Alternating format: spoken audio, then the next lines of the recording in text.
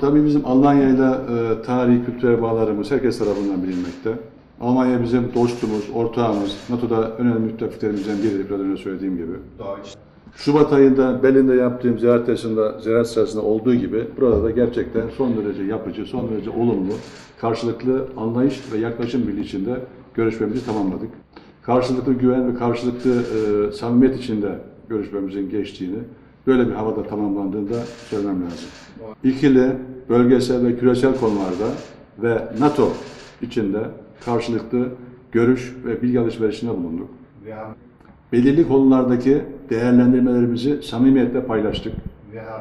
Bu noktada şunu da söylemem lazım. Bizim işimizi Sayın Cumhurbaşkanımızın Sayın Merkel'le, Şansölye Merkel'le yaptığı görüşme onlara çizdiği çerçeve gerçekten kolaylaştırdı. Ve dolayısıyla biz hem ikili ilişkilerimiz bakımından hem de NATO bakımından yapmamız gereken ne varsa bunları görüşmeler yoluyla bu tür temaslarla en üst düzeyde bilgiye sahip olmak suretiyle ortak aklı faal hale getirmeye çalışıyoruz. Biz temel olarak, Türkiye olarak, bakanlık olarak, Milli Savunma Bakanlığı olarak, Türkiye olarak daima diyalogdan yana olduğumuzu, görüşmeler yoluyla birçok problem çözülebileceğine inandığımızı her fırsatta dile getirdik ve zaten buna göre faaliyetlerimizi uyguluyoruz. Bu görüşmeler sırasında bugün de aynı şekilde bu uluslararası hukuka uygun meşru müdafaa çerçevesinde yaptığımız terörle mücadele konusunda Sayın Bakan'a gerekli bilgileri verdik. Bu terörle mücadele yaparken diğer taraftan da dost ve kardeş ülkelere askeri eğitim, işbirliği ve yardım çalışmalarımız olduğunu ve bunların nasıl işlediğini de yine karşılıklı olarak bilgi alışverişinde bulunmak suretiyle görüşme fırsatı bulduk.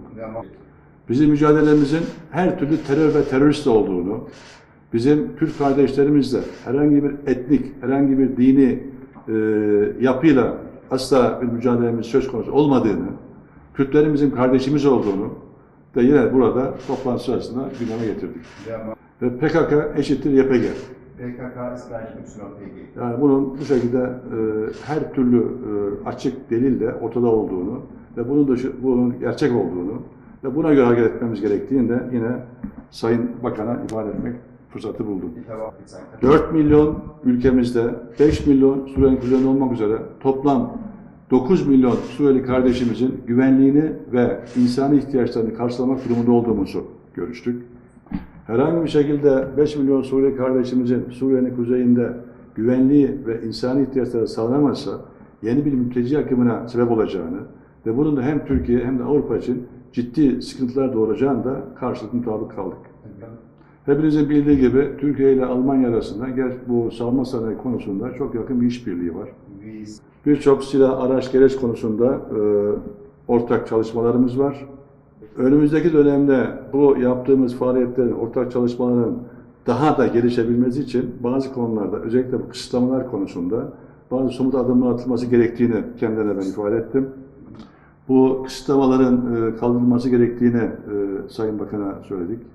Tabii NATO'nun bir müttefiki olarak NATO içinde, NATO'nun merkezinde görev yapmakta olan, gerekli sorumluluklarını yerine getirmekte olan, kendisine düşen karada, denizde, havadaki faaliyetleri çalışan, tatbikatlarda, operasyonlarda her türlü katkı sağlayan Türkiye'ye karşı bu lisans ihraç kısıtlamalarının sadece Türkiye'nin değil, aynı zamanda ittifakın da bir takım sıkıntılar yaşamasına sebep olduğunu da Sayın Bakan'a burada görüşme, konuşma, izah etme fırsatı bulduk.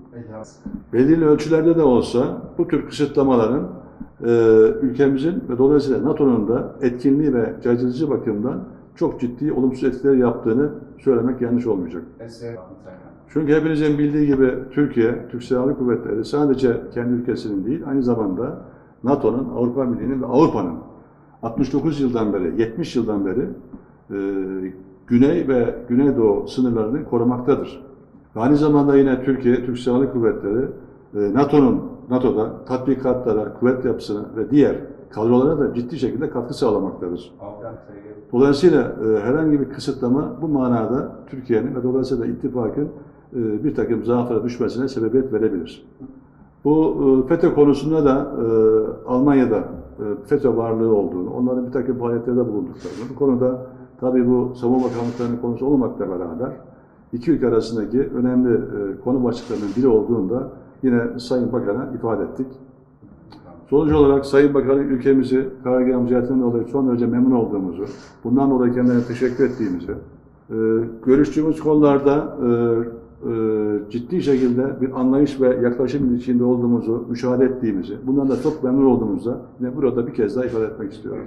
İlişkilerimizin önümüzdeki dönemde de ikili çerçevede ve NATO içinde artarak devam edeceğini, bunun da hem ülkelerimiz bakımından hem silahlı kuvvetlerimize ve de hem de NATO ittifakına çok ciddi katkılar sağlayacağına inancımla burada belirtmek istiyorum.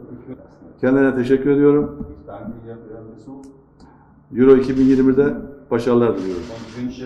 Sehr geehrter Herr Kollege, ich darf mich ganz herzlich für den freundlichen und warmherzigen Empfang hier in der Türkei, hier in Ankara und hier bei Ihnen im Ministerium bedanken. Denn gute Partner hören sich gegenseitig zu, verstehen die Positionen der jeweils anderen Seite, auch wenn sie nicht in allen Positionen am Ende übereinstimmen. Wir sind auch bereit, diese Unterstützung weiter auszubauen und freuen uns auch sehr, dass wir das neue Exzellenzcenter für maritime Sicherheit hier mit unterstützen können. Nach der Entscheidung der NATO, den Einsatz Resolute Support zu beenden und sich zurückzuziehen, ist es deshalb umso wichtiger, deutlich zu machen, dass wir mit den zivilen Möglichkeiten, den diplomatischen Möglichkeiten, den Entwicklungshilfemöglichkeiten Afghanistan weiter zur Seite stehen. Danke. Danke.